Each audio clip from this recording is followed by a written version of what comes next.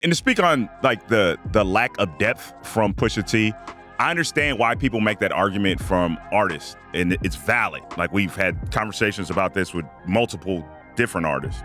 But with him specifically, there's certain people I go to for a certain thing. It's like, if I go to Famous Dave's, motherfucker, I'm going for chicken. I don't want nothing but chicken if I go to Famous Dave's. If I'm listening to Pusha T, I just want cook, coke, street. I don't want nothing. Cause he start rapping about something else, I'm kind of gonna be mad, bro. Like, all right, man, well, come on, man, what we doing? Low sitting here with this fucking badge clipped on and everything. All right, let's do this. What's up, my friends? Welcome back to the Rap Life Review. Right, I'm Nadeska here in our New York City studios with Lowkey, and you guys know Eddie. He's joining us from LA. Now, unfortunately, Ebro couldn't make it this week. He's caught up in some other tapings, which is cool, because we actually have Nick joining us in the studio for the first time. Welcome. Last time I got to do it in LA, second time I'm here in New York, man, I feel blessed. Yeah. I feel mad lucky to be here. So you guys may know Nick, so he co-hosts the Plug Radio on Apple Music with Eddie. It's actually really nice to have like a new crew in the studio this week, but Ebro, we missed you. We'll see you next week. Just want to let y'all know the energy's a little weird today, and I think it's Lowkey's fault. So if that carries on through the show, I just want to stop. Just trying to level set. Just want to let y'all know what it is today. We're going to point the energy towards our producer as which she started the energy, so now I'm just carrying it. All right, listen. So I think the big topic today is the new Clipse single, Finally. We've been waiting a long time for that. But before we get to it, I just quickly want to address some YouTube comments. So I'm glad Eddie clarified this because I was a little bit confused. So there's a lot of vitriol in the comments because of the discussion we had about Mr. Morale. And I thought this was about Eddie because he notoriously did not love or enjoy this album, and his opinion has not changed in the past couple of years. But apparently it's because Ebro opened the show last week saying that the album didn't move or sell well, and he kind of pointed the blame at the viewers, and people disagreed, saying Mr. Morale was at 2 million plus units even before the Drake beef. Someone pointed out that the album actually did 293,000 in the first week. It got a Grammy. It's an amazing album. So I think this is all directed towards Ebro, basically, right? The setup was it, because I made fun of the East Coast, New York specifically, because I said y'all didn't support Joey Badass because he was supposed to be y'all version of Kendrick. And right, he was which was a bullshit take. Yeah, that was a horrible take. That was like one of your worst of the year. Crazy take. Yeah, y'all don't support your artists. By the way, you've had like 3 terrible takes on this show, but carry on. We could talk about those. I'm pretty good at takes. I make great takes. Usually do, yeah. So then he came back with, well, y'all didn't support Mr. Morale, and then the comments persist to cook him. Okay. Eddie didn't support Mr. Morale, but the rest of us definitely did. In his own way, like every 6 months? Listen, it's my least favorite of Kendrick's great discography, and that has not changed. His discography is great. That's the one I enjoy the least. Can I say something to add on that too? Is like, Kendrick didn't perform many Mr. Morale songs at the last tour. He performed in '95. I think it's the only one that he touches from the I don't think that's something you want to really perform in a stadium, like those kind of records. Like heartfelt kind of songs like that. Yeah, I think maybe a little bit more, consumed audiences, like that's fair. The venues. Like, I don't think there's enough energy or even the wherewithal to understand what those records really mean in such a big atmosphere. Yeah, because I ain't nobody trying to hear "I Cry" or whatever. Mother, I Sober. Easy, come on, easy on the No. What's the one where the girls yelling at him? We Cry Together, I think. Ain't no one trying to hear that, bro. Yeah, One time. I don't think he recorded that expecting it was like a song people are going to listen to every day. You know, like he just 60,000. They going to sing this. I don't think that's where he was going with that right there. Yeah, but I mean, I think on behalf of the rest of the Rap Life Review team, we're sorry. We didn't mean to like send any of this energy your way. That was all Ebro, so we can let him know next week. Yeah, I know they want to know where you were going too. Oh yeah, where are you going? Oh yeah, sorry. Ebro just causing confusion here. I'm not leaving the show unless they decide to replace me while I'm gone. You never know. Business is business. But I am 7 months pregnant. So I just have, in a couple months, I'm going to go out on maternity leave and maybe gone till around November. But hopefully I'll be back. Let's see what happens here. Or Nick, if you want to fill in forever, I'm okay with that. Move me to New York. Fuck it. Let's do it. Always welcome. So, of course, there's a lot of new releases out. I'll just quickly shout out Pluto. The Whim Whammy remix with Sexy Red is out. But we're going to talk a little bit more about Song of the Summer later in the show. So let's save that and get to the big topic. This Clipse album finally dropping. Let God sort him out? Yes. Sorry. Let God sort him out. July 11th. And the first official single is called Ace Trumpets. Lo, I'm gonna let you start because he was teasing this up last week. He was the first person dropping it in the group chat. Yeah. How do you feel about this song? I love it. one, shout to Pharrell, and a lot of people, like, the narrative was that, obviously Chad and Pharrell have split, the lawsuit, whatever that has, going on that side. But they said that Chad was the backbone of Neptunes and Pharrell couldn't survive, especially in the hip hop realm, without him. And obviously he did half of It's Almost Dry with Pusha T last year, had a couple bangers on there, but this one really, really gave the notion that he didn't lose a step. Obviously recording with the Clipse probably gives a lot more of a nostalgia feeling, and they haven't released an album together since, for 15 years? Yeah. So this has been teased for the last 2 or 3 years. Rumored features, Hove, Stovey Cooks, Nas, John Legend, bunch of people, but this one is the one that really has gotten everybody excited. When I spoke about it last week, I got it specifically from Push. He had asked me, did I hear it yet? And I said no, and he sent it right to me, so that's why I was very excited to talk about it, and here we are. Damn, name dropping low. I see you, though. Bro, like, that's why I'm here, to give insider. Insider low. Like, it's not speculation. This is exactly what happened. So there has not been a song that's dropped that's been more your lane, and I don't know how long. Like, we might as well just leave and let you go ISO, man. You might as well be Jalen Brunson. Nah. But I'll even do this. When Drake did, the For All the Dogs, Scary Hours 3, that's 6 for 6. That was right up my lane. You feel what I'm saying? Mm-hmm. So the rap, the bars, the heavy production, the fun in the lyricism, the fun in all of it, the presentation of the grittiness. These are, the Thornton brothers. There's 50 and 53. I'm 43. I've been following them for damn near 20 years. So this is something that a lot of my friends have been waiting for. I've been waiting to talk about it, been waiting to give my input on it, and I can't wait to hear the album on July 11th. Yeah, and so they also did a big feature with GQ. I got to shout out Fraser Tharp. Fraser killed for doing that amazing feature on them. And one of the things Pusha talked about was, I think one of the criticisms about him over the years has been not enough, I'm going to put it in quotes, depth to the music. Yeah. Him just doing coke rap all the time, which personally I love and I never get tired of because he does it so well. Yeah. But I think he came to terms with the fact, look, I'm just doing what's real to me. And he realized at some point that people just missed having Malice and what he added to the records. Right. So I'm curious, how y'all feel, Nick and Eddie, about specifically hearing Malice back, on this song. Yeah, I want to say personally, I enjoyed No Malice's verse better. You know what I mean? I liked it a lot better. And it could be that nostalgia. I haven't heard this in a while. It's been a while since we heard him do stuff. I mean, he jumped on the Kanye album a couple years ago, right? But It's been a long time since we heard them together. And I was personally... It's Almost Dry, too. Right. So there's been moments here and there, but the fact that the Clipse are back together and to hear him, I enjoyed that part of the song a lot better, honestly, than Push's verse right now. A lot of people were saying that, yeah. Eddie, what you think? For me, it was almost weird, right? I'm so used to just hearing Push. I hear Push on tracks all the time. At least it feels like it, because now we all live in a wind tunnel of what we want to play on our own. Like, we can consume whatever we want, and I happen to listen to songs that kind of have Pusha in them regularly. So when Malice or No Malice, I'm not sure what he goes by right now, when I hear him on the track, it did kind of hit that nostalgia button for me. Even though we've had him before, but maybe there's the anticipation knowing a whole project of them is coming out again. It was one of those things where I didn't realize I wanted it until I heard it, knowing I was going to get a project full of this. And then you throw Pharrell in there as well. And, it takes me back to when I was actually outside. And you're like, oh, all right. And then Pusha, how do I word this? He does a really good job of being relevant throughout these years, through the ups and downs and the turmoils of his career, whether it's his relationship with Kanye, which we'll talk about in a minute, the ways he's which and reinvented himself, beef with Drake. And Pusha's never been an A-list or, some would say maybe even a B-list artist, but he's always an artist that is relevant. And that's not a shade. That's not disrespect. That's dope. Like, how many people can be doing this 20 plus years and not be the Jay-Z's and not be the Kanye's? Because a lot of the people of his ilk have fallen off, and he feels almost as relevant as he's always been throughout all these steps. Like, there hasn't been a crazy fall off. Like, you're always kind of motherfucker writing McDonald's themes and stuff like that this whole time. And I think the Arby's one too.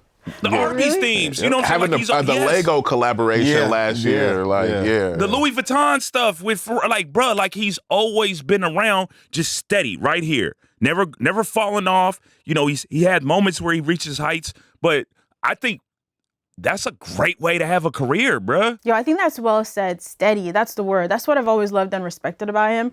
People move really funny out here, man. You just never really know. And then the people that you respect turn out to just be monsters behind the scene or just, there's like a lot going on. I feel like Pusha is just like, you're right, he's just like a steady person and amazing at what he does. He's been intertwined with a lot of those things, like the Kanye's and the Drake beats, but he still just kept his head right above water, didn't drown, but didn't go too high above, but just you knew exactly where he was at all times. Stay true to himself. Like we talk about brand building and stuff like that. It's like we know what to get from Pusha every single time. It's street rap, it's coke rap, but it's also high art. Like we didn't talk about the artwork, having like the cause design. Like he blends those worlds perfectly better than, you know, most other people in music and art in general. Yeah. Beefing with Lil Wayne, still coming out on top. Beefing with Drake, still. Like, bro, no one's probably had a comparable career to Pusha T when you really look at it. Like, bro, he lost his brother, his other part of the group, and still maintained. Like, that's crazy when you think about albums. it. Like, I feel like Pusha is one of the few artists who has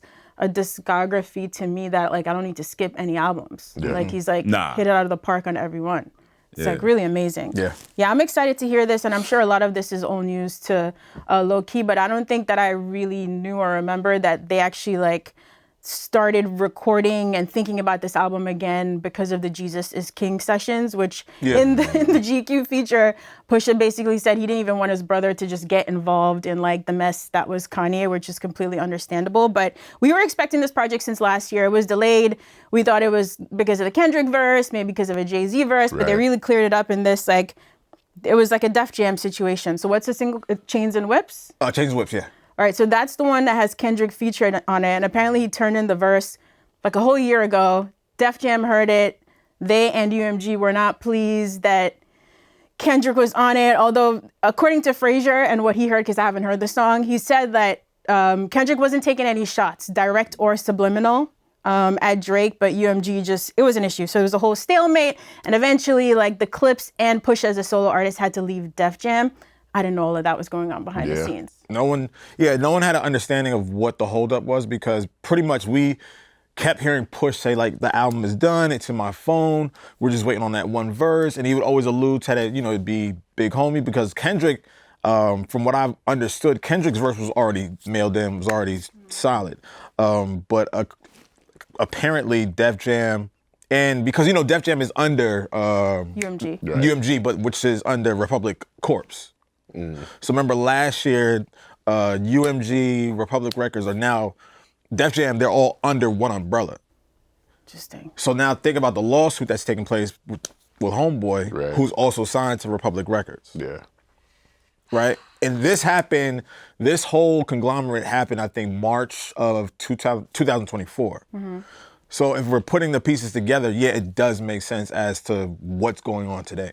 So it really wasn't the music that was held up. It was, I guess, it was the politics behind this whole situation. Does this surprise you guys? Listen, I don't want to get too deep into label politics. This is not my area of expertise. Yeah, we're just going by what we're being told and read. So but I mean, they've had a long relationship with Def Jam. It's just like for such an anticipated album, it's been like 15 years in the making to be finally dropping, and then they leave Def Jam. I'm still like a little bit surprised that this is how it all played out, but Pusha said he thought it was, quote, stupid how that played out because Kendrick wasn't taking any shots in that song.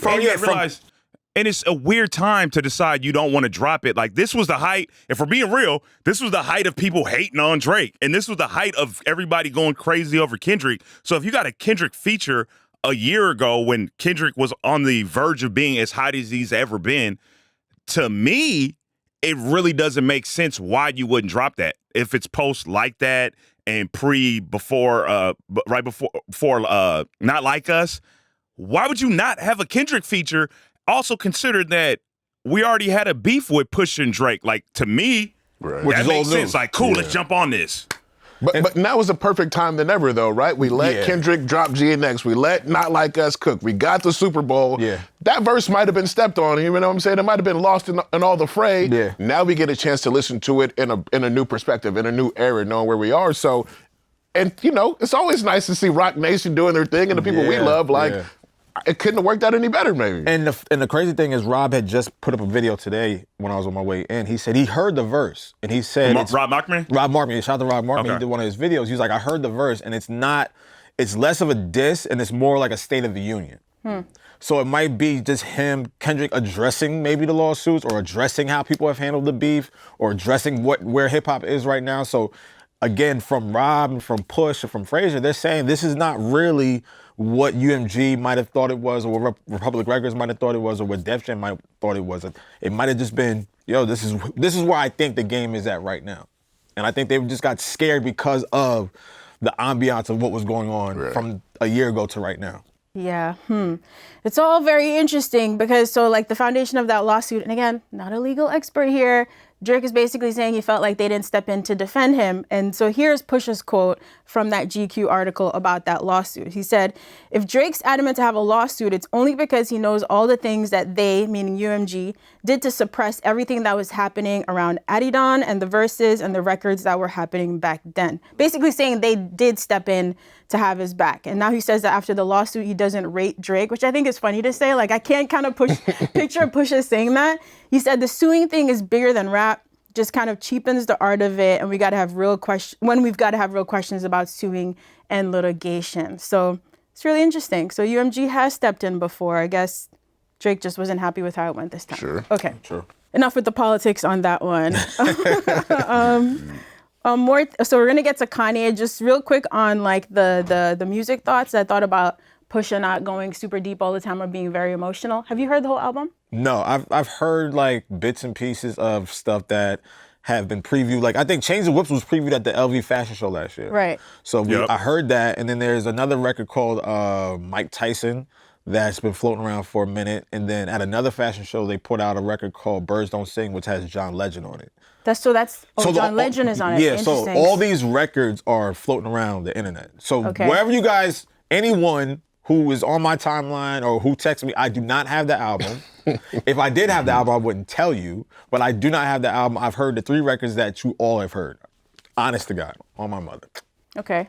July 11th. We just got to wait a month and 9 days. And this is the most anticipated album in rap in how long? It's been a long time since we've been waiting on an album like this. As far as hearing Clipse again, right? Yeah, hearing the Clipse come back. Yeah, who've been excited for it? I can't think of any other projects in the last, year or two? Not like this. Not like this. More, yeah. Even more. Yeah, And to speak on the lack of depth from Pusha T, I understand why people make that argument from artists, and it's valid. We've had conversations about this with multiple different artists. But with him specifically, there's certain people I go to for a certain thing. It's like, if I go to Famous Dave's, motherfucker, I'm going for chicken. I don't want nothing but chicken if I go to Famous Dave's. If I'm listening to Pusha T, I just want cook Coke, street. I don't want nothing. Cause he start rapping about something else, I'm kind of gonna be mad, bro. All right, man. But even on It's Almost Dry, they open up the track where he's talking about his former manager, I believe, and that's called Brambleton. Then you have, I think, Open Air. There's a lot of records that, I guess to your point, all right, if I hear that, I might be turned off. But he's struggled with the in-depth records or trying to go a different route. He even said in the interview that he tried it, he struggled with it, he couldn't really find his pocket. So I am who I am. And I'm just gonna stay where I'm at. That's literally I am who I am. We going to Raising Cane's, give me some strips and some Texas toast. I don't want nothing else. I'm not coming there for a McGriddle. And it's people get on. Did you have lunch, Ed? Yeah, are you hungry? Not eating protein bars, dog. I'm starving. You on a diet? No, but it's people get online, when this whole thing started to happen about the Clipse coming back and people saying he's 50 years old still talking about being a drug dealer, he hasn't sold coke or whatever the case is. It's Jay's been talking about that shit for years. He's 53. But Jay does talk about it. He does. Yes, more, very, very true. But there are a lot of people who still do have that knack of tapping back into their old life or whatever that case is. And that sometimes you do want to hear those stories. It's valid with a lot of people. It's valid with a lot of people. Yeah. With him, I don't know. I go to Rick Ross, I want to hear about luxury cheetahs and things like that. I want to hear about riding in how long Rolls he's going to Royce. talk about luxury and lavish and being fat That's all I want from Rick champagne Ross. poured on his... I don't want nothing else from Rick Ross. Yeah. So let's put that blanket on luxury. everybody else too. That's all I'm saying. But it's different. It's different for different people. So he's clearly still going to be himself on the album. I don't see Pusha ever compromising who he is. But so that song I was asking you about, Birds Don't Sing. Yeah. They were talking about their parents. Exactly. So that's actually the album opener, and they're both apparently dedicating like a verse each to their parents who passed away. And it's an interesting choice to make that as the first song on the album. And I think they mentioned that that's them really trying to set the tone. Like, it's a Clipse album, but they can hit some new emotional depth. So I think he still is doing it. And it sounds like there's other records where Pusha is also talking about like his immediate family and things like that. So we'll see. We'll see July 11th. I'm excited. And the Kanye. Now. That was a quote. That was a quote. Bro. Read that quote. Just read it.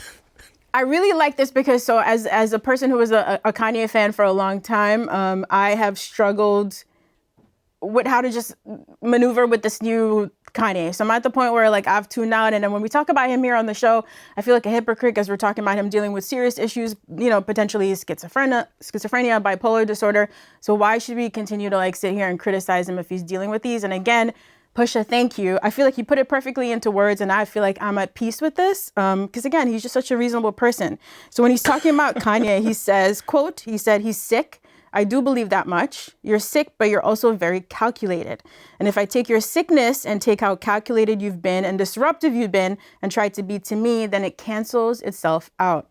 He says, I can't look at it as sick because you're detrimental. You're detrimental to everything. So he takes into account the mental illness, but also just says that, Kanye is also a bit, continue, sinister. Continue. Oh, you wanted to go there. You wanted to go over there. That's all I pulled out. I didn't want to just keep going. There's nothing. Okay. What he kind of goes on to say, and the reason why Push kind of saying this adds a credibility because we're watching it as fans, as outsiders. Push is someone who's been there with him side by side. So to say the things that he's seen, I think adds some extra depth to what we've been witnessing from the outside, right? Like, and Kanye literally tweeted a few days ago how he misses talking to Pusha. You did that yourself. You did that to yourself. I mean, you're talking about, I think he continues in a quote to say, some of the examples he gives, like he'd be in the studio recording and he leaves with one energy, he thinks it's this, and he comes back and people would be like, oh, but he was saying this about you behind your back. And he basically said, Kanye knows that Pusha doesn't look at him as a man anymore. Is that what you're talking about? Pusha said, I know you're not a man. And you know how I feel about you. Like, you really know how I feel about you. Yeah. I can't connect with you.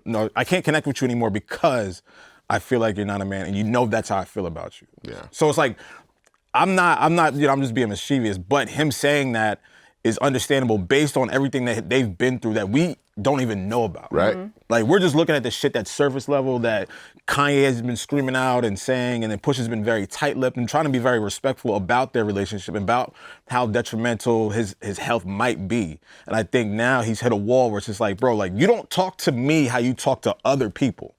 And he said that, like, literally. He's like, you don't talk to me how you talk to them. And that's like a very telling point. Like, you know what I know about you. So you're not going to say these things and you're not going to jump out the window. Said he saw him at his weakest moments, right? So you know how I feel about weakness. Yo, that's crazy. Hey, you know what? I've been saying this for years, bro.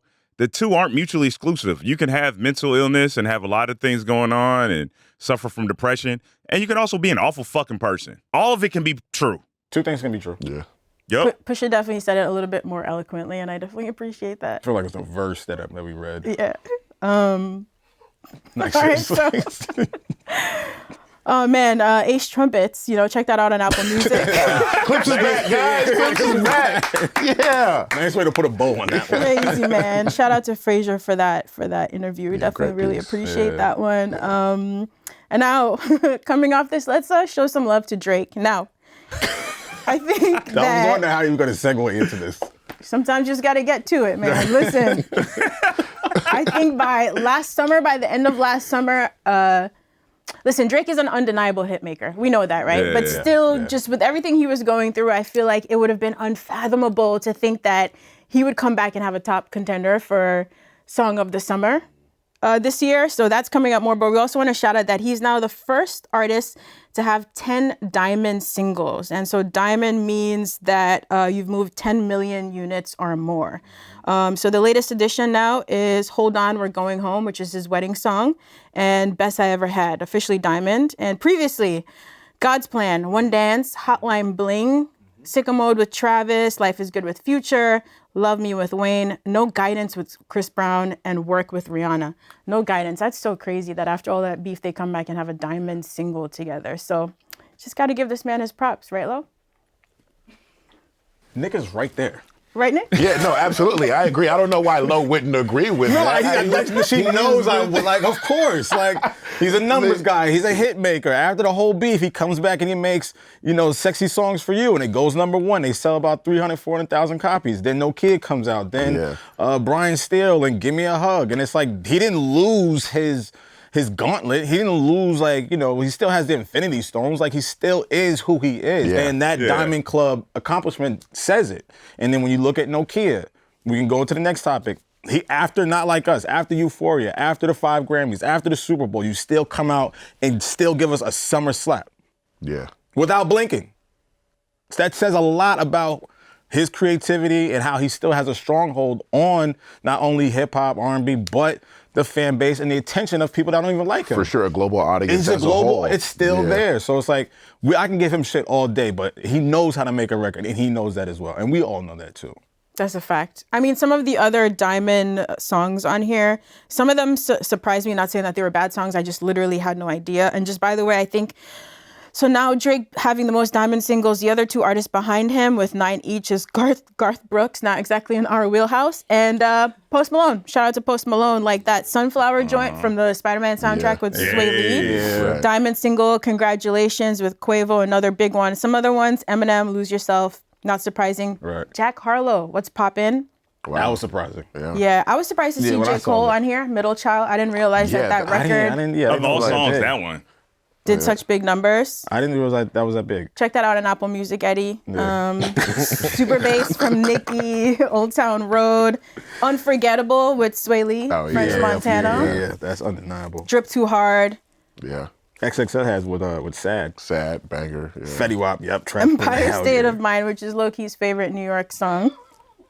Anthem, right? You did say what's up with you today? I saw it. You said it. Yo, he was giving our producers a hard time this morning. I'm just trying to do my job. That's what gets Lo ready in the morning, right? Yeah, Empire State of Mind before you hit the street. That's like his pre-workout. Yeah.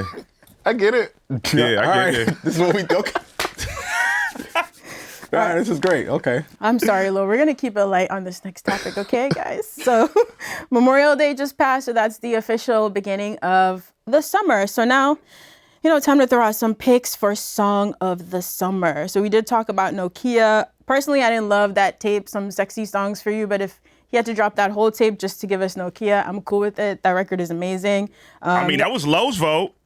What was? NOKIA. I saw the tweet, Lowe. Yeah, I saw the tweet. Yeah, no, we really didn't have, at the time that I said it, we really didn't have one. I mean, now we still don't, really. I mean, we got Win Whammy. Yeah. We got What the Helly. What about, did y'all like the remix, by the way, with Sexy Red, or we still prefer the original? They said they all sound the same. Okay. I'm not going to be mad if either one comes on when I'm outside. Yeah, I like when I hear it. Play whatever one. But it's like they sound like one person, so I don't know who's. They sound like one person. Okay. I love Win Whammy. It's a hit. Yeah. It's a hit, but it's a hit. I love Win It's immediate. Whammy, Shout out to Dom for sending us that early. She was like, this is about to go. Out of here.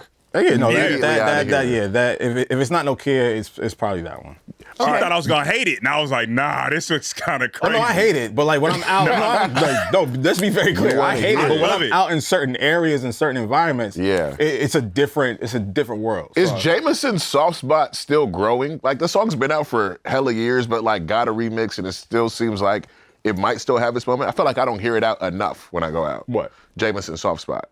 Oh no, I think that not gonna bubble up. I don't think so. Okay. I mean, I'm not still going too? out enough, but the song, Mutt's still going too. Oh, yeah. Mutt is Mutt's still going. Then there's a remix, right? Yeah, is there a Chris remix now? No. Yeah, there's a few remixes. Just a remix. The official remix is The Chris deluxe Brown. is out, right? The That's deluxe why just I'm dropped. thinking about that. Also, like Shake It to the Max. Shake It to the Max. That's a Mama good record. joint. Yeah, that's a good record. Yeah, that I would goes throw that right out for Song of the Summer. Yeah. Kendrick and SZA Luther is still getting some heavy play. I mean, that's like a Song different of the tempo Year. than like NOKIA. Song of the Year. Yeah, I'll give that Song of the Year. So if it's Song of the Year, it can't be also Song of the Summer? No, it can't. But like, I would more so summer. say Song of the Year before Instead I of would say specifically the summer. Yeah. Dodger Blue is more of a summer song. True. Oh, That's and a then fire. let's see what happened with the YG joint. I mean, I know it might not be a song of the summer everywhere, but It's Hollywood tough. might No, go I like here. that. I like that. Mafia, Yeah, I like that YG record. joint, Yeah. Yeah, the like YG that joint record. might go crazy here. Yeah, I like that. Rob 49. That's up there. I could see it. I could see it. I just, nah. Okay, so are we just saying it's Nokia? Is that the consensus? If I had thought we to. were going to spend a little more time here. If you had to, yes, you have to, Nick. Yeah, if I gun in my head, Nokia. Yeah. Eddie? I'm going to go win whammy. Come on, man. I love win whammy. I'm not mad at that either. I love win whammy. I'm not mad at that either. From the jump, I was like, yeah, win whammy, sign me up. Remix, original, both same? Let's throw them both in the mix, bro. I want them all. They all sound the same. They all sound the same. All right, there we go. Drake, back 2025 with Song of the Summer. Who'd have thunk it? That is really incredible. Yo, that man he's a monster. That's he's crazy. a goat. He's a goat, fam. You can't deny it. Like he's the number one rapper in history to a lot of people, bro. And they might not be wrong. But they might not be wrong. Literally saying he was dead. People literally thought it was a rap. People literally thought there was no bouncing back from that. Like it continued to happen, and there was doubts. And we're 6 months away from G and X dropping, and he's still right here. It's not going to be a problem. Still on our face. I'm like, he's adding not to a the corpse. GOAT story. Yeah, exactly. The what? Mm-hmm. Adding to his GOAT legacy. Without question. Mm-hmm. People really do get caught up in the moment and get crazy. Remember when we all thought during COVID we were never going to come back outside again? Oh, no, there's a new COVID. Yeah. We might go back. Eddie, we wasn't trying to read that's another bad take. Like, listen, it's not science. Should we talk about Eddie's top 3 worst takes on the show? Let's do that. Yeah, let's go through those. Man, my takes be cooking. I don't know what y'all talking about. What's number 3? What's number 3? Nah, my takes win, bro. What? Okay, so we could save it for next time. Okay, it's cool. Right. We'll find more, too. I mean, my number 1 Eddie worst take is him not having Biggie on his top 5 because he didn't have enough. No, didn't he say he never heard Tribe Called Quest? Didn't he No, that was like 3 years ago. I heard it now. Yeah, that was a bad. That was one of your worst takes. But that wasn't a worst take. That was a lived experience. That ain't a take. A lived experience. I like that. Well, clearly it wasn't because you didn't hear it. All right, That's listen. not a take. I didn't have an opinion on it. That's a take. We could get back to these later. So listen, we historically have not had a lot of guests here on the Rap Life Review, right? 1 or 2. We had Nori when the internet was mad at him about that Kanye interview. We had It's The Real when they dropped the podcast series, right? Blog Hour. Mm-hmm. Didn't Hit Boy call in? Hit Boy called in. So we haven't had a couple, but Russ is going to be up here on the next episode. In the studio. In person, in studio. Y'all know Russ is a very opinionated young man, so should be an interesting episode. Tune in for that one. Bring your takes for that one, Ed. Oh, I got him. Yeah. I might have some Russ takes. I don't know yet. Listen. Don't piss off our guests, bro. Nah. Don't have him walking out this studio because of you. Nah, it's all good. See, I'm over here, though. He can't do nothing to me. Russ doesn't seem like the violent type, so you're good. All right. Big thank you to Nick for joining us in the studio. It was really nice to have you here. Yeah, lovely to be here. Bro. I don't know how soon you're going to be back. So in the meantime, where can people check you out? Yeah, listen to The Plug Radio. We drop interviews, try to do weekly. We just dropped an interview with Key Glock last week. Benny X and Benji Bluebills just dropped. The Plug is just a place for up-and-coming rap, street artists, and people are just on the verge of making something different. Rob 49 on the list right now, Benji Bluebills on the list right now, Chucky on the list, Lil Tyler on the list. So if that's something that you're looking for and want to tap into, come holla at us. Say less. Yeah. Appreciate you, Nick. For me, Nadeska, shout out to Ebro, for Nick, Lowkey, Eddie out in LA. Thank you for watching the Rap Life Review. Hit us in the comments, and we'll see you next week. What's up? You just finished an episode of the Rap Life Review. It's 2025, so New Year means new episodes coming your way. If you want to get in the conversation, you can always drop us a comment below. And of course, you can like and subscribe so you never miss a new episode. Catch us next week on a brand new episode of the Rap Life Review right here on Apple Music.